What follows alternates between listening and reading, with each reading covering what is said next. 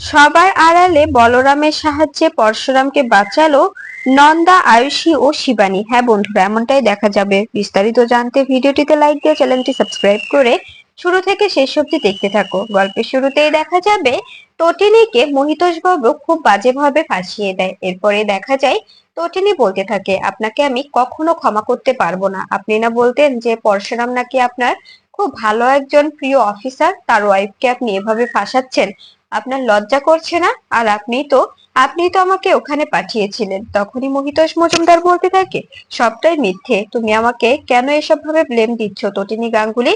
তুমি আমার সব থেকে প্রিয় অফিসারকে শুট করেছো, ওকে ওকে প্রাণে মেরে ফেলেছো। তোমাকে আমি ছাড়বো না, তোমার আমি কঠিন থেকে কঠিনতম শাস্তি দেব। এরপরে দেখা যায় এদিকে এদিকে হসপিটালে অপেক্ষা করছে শিবানী ও ও আয়ুষী। এরপরে দেখা যায় শিবানীকে আয়ুষী বলতে থাকে, আচ্ছা শিবানী, তুমি এতদিন কোথায় ছিলে? তখনই শিবানী বলতে থাকে, আমি সবার আড়ালে ছিলাম। আমি জানতাম আমি যদি সবার সামনে আসি, কেউ যদি আমাকে দেখে ফেলে, তবে অবশ্যই অবশ্যই বিজনের কানে এই খবরটা যাবে। তখন বিজন আমাকে এবার আর বাঁচতে দেবে না। এবার ও আমাকে মেরেই ফেলবে। কিন্তু ও তো জানে যে আমি মরে গিয়েছি, তাই তো ও আর আমার ব্যাপারটা কখনো ঘেঁটে দেখেনি।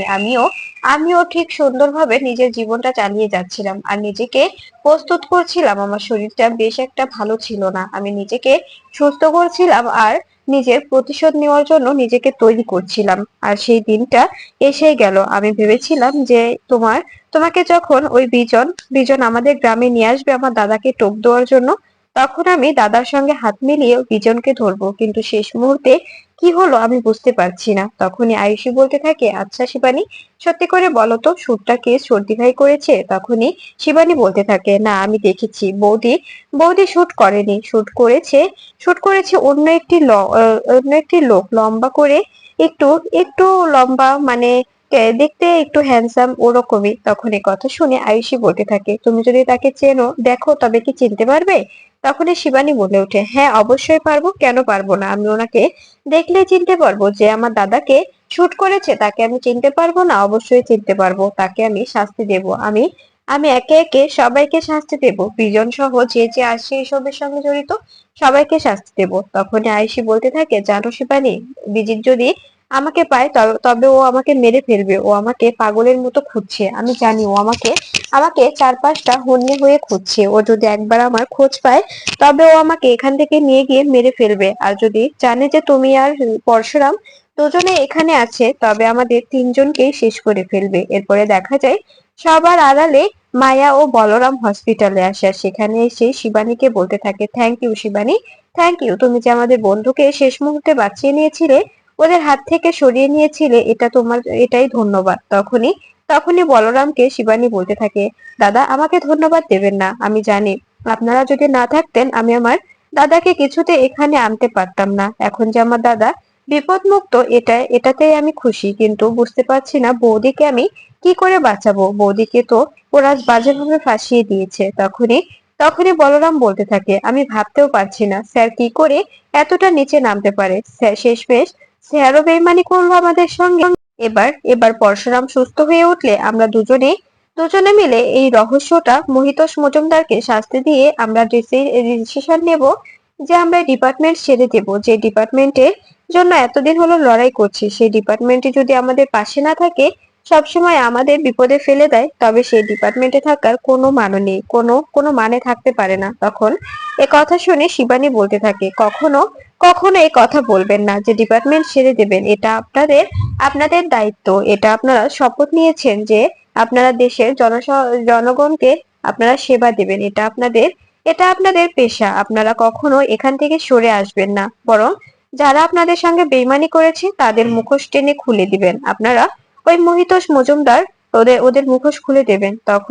তখনই দেখা যায় সৌরভের কথা বলতে থাকে বলরাম বলতে থাকে, আচ্ছা আয়ুষী, জানো সৌরভের তো প্রমোশন হয়ে গেছে। এরপরে দেখা যায় তখনই আয়ুষী বলতে থাকে, এসব কি বলছেন আপনি? যদি ওই সৌরভের প্রমোশন হয়ে যায়, তবে তো ছোটদি ভাইকেও কিছুতেই বাঁচতে দেবে না। কারণ আমি জানি সৌরভ বিজিতের সঙ্গে হাত মিলিয়ে আছে।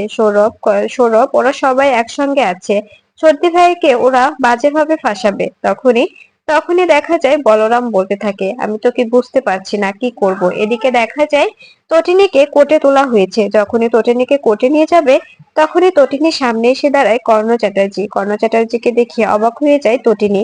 এরপরে তটিনী বলতে থাকে, অবাক হবে কর্ণ চ্যাটার্জি বলতে থাকে, অবাক হবে না তটিনী, আমি তোমার জন্য একটা ভালো লয়ার অ্যাপয়েন্ট করেছি। আমি আমি তোমাকে এখান থেকে বের করব। আমি জানি তুমি নির্দোষ। আমি আমি নিজেকে শুধরানোর একটা একটা চান্স খুঁজছি। আমি নিজেকে শুধরাতে চাই। অনেক তো অন্যায় করলাম, আর অন্যায় করতে করতে নিজের জীবনটাই শেষ করে ফেলেছি। এবার এবার সিদ্ধান্ত নিয়েছি নিজেকে নিজেকে এসব থেকে বের করে নিয়ে আসবো।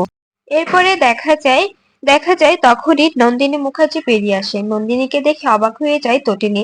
তটিনী বলতে থাকে, দিদি বড়দি, তুই সত্যি আমার আমার হয়ে কেস লড়বি? পরে আবার বেইমানি করবি না তো? কোর্টের মধ্যে গিয়ে বেইমানি করবি না বল? তখনই নন্দিনী বলতে থাকে, সরি বোন, আমাকে ক্ষমা করে দে। আমি আমি তোর সঙ্গে বেইমানি করেছি। আমি ভুলে গিয়েছিলাম যে কিছু টাকার বিনিময়ে আমাদের রক্তের সম্পর্কটা আমি নষ্ট করে দিয়েছি। সরি, আমাকে ক্ষমা করে দিস। পারলে আমাকে ক্ষমা করে দিস। আর কখনো কখনো আমি তোর সঙ্গে এভাবে বেইমানি করব না।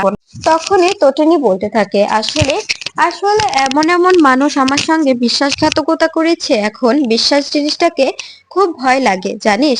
ওই মহিতোষ মজুমদার, এই যে এই লোকটা আমার স্বামীর বস ছিলেন। উনি নাকি আমার স্বামীকে অনেক ভালোবাসতেন। আমি ওনাকে বিশ্বাস করে ওনার কাছে সবকিছু রেখেছিলাম, সবকিছু দিয়েছিলাম। যেমন করে তোর কাছে প্রথমবার রেখেছিলাম, ঠিক সেভাবে এবার এবার আমি ওনার সাহায্যে সবকিছু করেছিলাম। কিন্তু দেখ, উনিও উনিও জিৎ মুখার্জি ও ও ও উম, বিজিতের সঙ্গে হাত মিলিয়ে খেলাটা ঘুরিয়ে দিয়েছে। উনিও আমাকে ফাঁসিয়ে দিয়েছেন। ওনার কাছে সবকিছু আছে। উনি নিজে আমাকে ফোন করে বলেছিলেন যে ওখানে গিয়ে, কুসুমপুরে গিয়ে আমার স্বামীকে যেন আমি কাবার করি। ওখানে ওখানে পরশুরামের বিপদ হতে পারে, তাই আমি ছুটে গিয়েছিলাম। আর সেখানে ওরা আগে থেকেই প্ল্যান সাজিয়ে রেখেছিল। বুঝতে পেরেছিস বর্দি ভাই? তখন এ কথা শুনে নন্দিনী বলতে থাকে, তুই চিন্তা করিস না বোন, তোকে আমি যে করেই হোক ওখান থেকে বের করব। এটা যে একটা নোংরা চক্রান্ত, এটা আমি প্রমাণ করে দেব।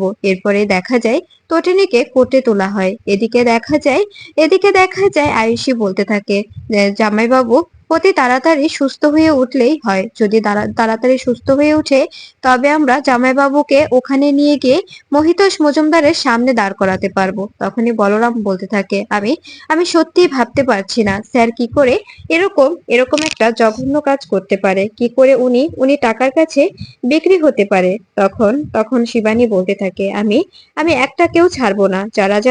যারা যারা আমার ভাইকে ভাইকে মারার জন্য এত কিছু ষড়যন্ত্র করেছে, আমার দাদাকে মারতে এত বড় চক্রান্ত করেছে, তাদেরকে আমি একটা একটা করে ধরে শাস্তি দেব। আমি এবার নিজেকে তৈরি করে নিয়ে এসেছি, নিজেকে তৈরি করেছি। আমি অনেক দিন থেকে অপেক্ষা করে আছি, ওদের সবাইকে শায়েস্তা করব। এরপরে দেখা যায় তখনই নন্দা বলতে থাকে, সত্যি শিবানী, তুমি যে বেঁচে আছো আমি ভাবতে পারিনি। তুমি তুমি কোথায় ছিলে? তখনই শিবানী বলতে থাকে, আমি তোমাদের কুসুমপুরে ছিলাম, কিন্তু তোমরা কখনো আমাকে খুঁজে পাওনি। আমি ছিলাম ওখানেই, কেউ কখনো আমার আমার ছায়াও দেখতে পায়নি। আমি ওই গ্রামেই থাকতাম, আর গত 10টি বছর ওই গ্রামে আমি আছি। এরপরে আয়ুষী বলতে থাকে, সেদিনই আমি তোমাকে দেখেছিলাম। যেদিন যেদিন তুমি আমাকে সাজাতে এসেছিলে, ঠিক সেদিনই তোমাকে আমি দেখে অবাক হয়ে গিয়েছিলাম। তুমি আমাকে বলেছিলে যে তুমি তুমি সবকিছু সামলে নেবে, তাই আমি তোমার উপরেই ভরসা করেছিলাম। যখন যখন পরশুরামের বোন তুমি, অবশ্যই পরশুরামের মতোই সাহসী,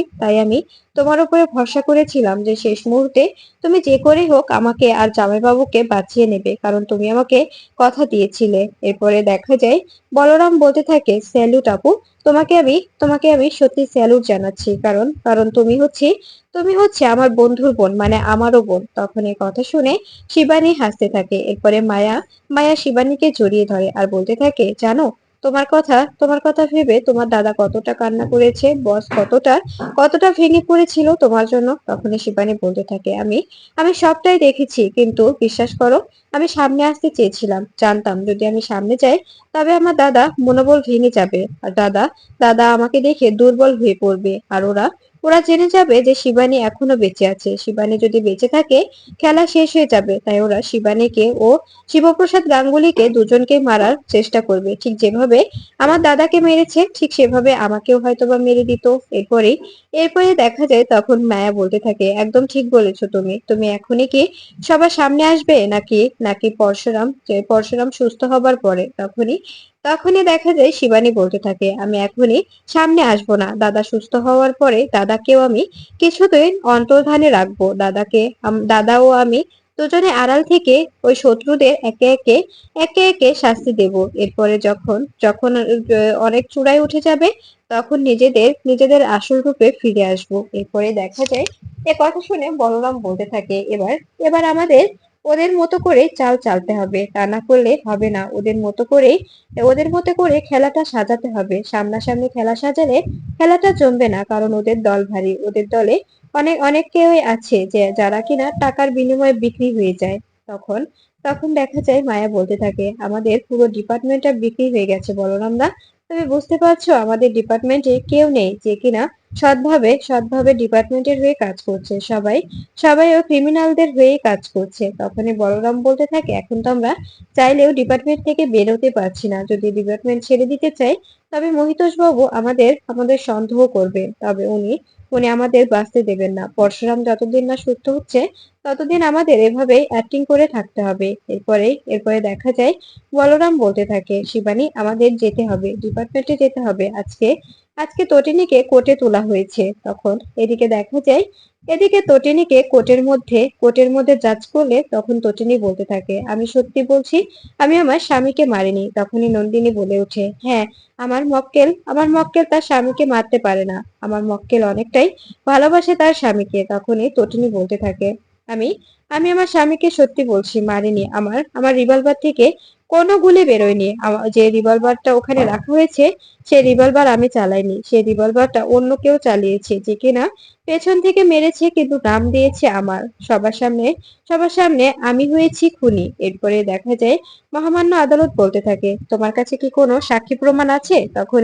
তখনই নন্দিনী একে একে প্রমাণ দিতে থাকে। তখনই দেখা যায় এটা দেখে অবাক হয়ে যায় জিৎ। জিৎ বলতে থাকে, নন্দিনী তুই কিন্তু ভালো করছিস না, ঠিক করছিস না তুই। তখনই কর্ণ চ্যাটার্জি বলতে থাকে, অনেক তো পাপ করেছি, একবার না হয় পুণ্য করলাম। তখন আরাধিয়া মনে মনে খুশি হয়ে যায় আর বলতে থাকে, সত্যি আমার শ্বশুর মশাই যে এভাবে পাল্টে যাবে আমি কল্পনাও করতে পারিনি যে আমার শ্বশুর মশাই এত সহজে এভাবে নিজেকে পাল্টে নেবে, নিজেকে গুছিয়ে নেবে। এরপরে এরপরে দেখা যায় আরাধিয়া নন্দিনীকে বলতে থাকে, বড়দি ভাই আজকে কি ছোটদি ভাইয়ের জামিন হবে?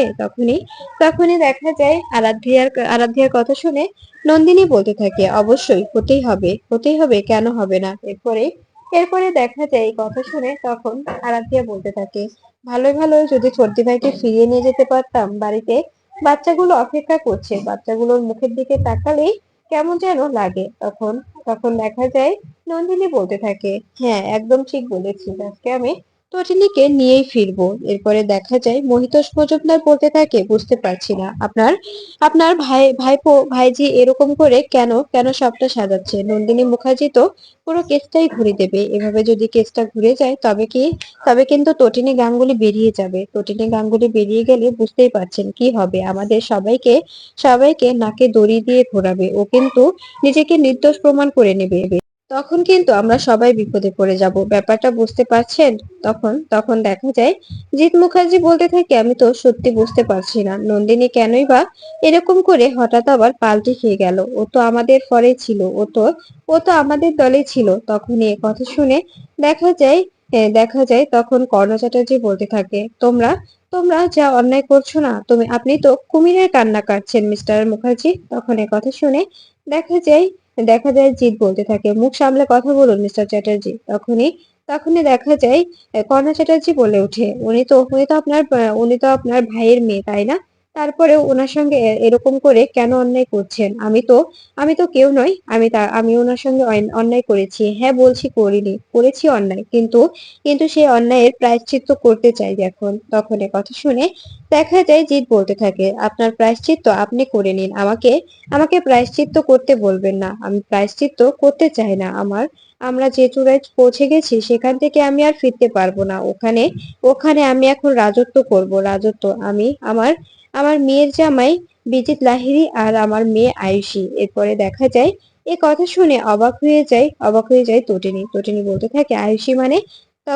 তখনই দেখা যায় তখনই জিৎ বলতে থাকে, হ্যাঁ, আমার মেয়ে আয়ুষী রাজি না থাকলেও আমি ইচ্ছে করে এই প্ল্যানটা সাজিয়েছিলাম। আয়ুষীকে বিজিত তুলে নিয়ে গেছে, বিজিত আয়ুষীকে বিয়ে করবে আর বিদেশে গিয়ে ওরা সংসার করবে, ওরা সংসার সাজাবে, নতুন করে সাজাবে। আয়ুষী হয়তোবা কিছুদিন একটু কষ্ট হবে, পরে সবটা মানিয়ে নিতে বাধ্য হবে, মানিয়ে নেবে, সবকিছু মানিয়ে গুছিয়ে নেবে।